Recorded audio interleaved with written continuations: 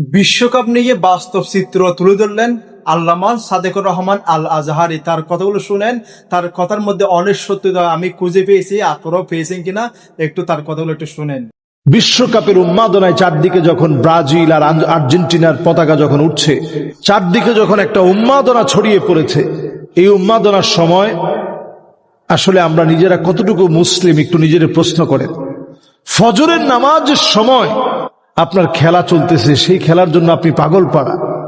ফজরের নামাজের সময় যদি খেলার টাইম পরে সেই খেলা দেখার জন্য আপনি জেগে যাচ্ছেন, আপনি মুসলিম।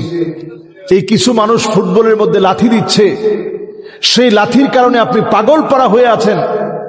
যাদের জার্সির ভিতরে শয়তানের শিংয়ের ছবি দেওয়া, এই দুই শিং বা বাফেলোর শিংয়ের পূজা যারা করছে, যারা চতুর্দিকে ফিতনাকে ছড়িয়ে দেয়ার অপচেষ্টায় নিজেদেরকে লিপ্ত রাখছে, আহারে, অথচ আমাদের মুসলমানদের কি দুরবস্থা চলতেছে, মুসলমানদের কি কঠিন অবস্থা চলতেছে। এই বিশ্বকাপ থাকবে মাত্র 1 মাস। এই বিশ্বকাপ তালে পরে আমরা কি পরকালটা নষ্ট করতেছি? অবশ্যই একটু ভেবে দেখবেন।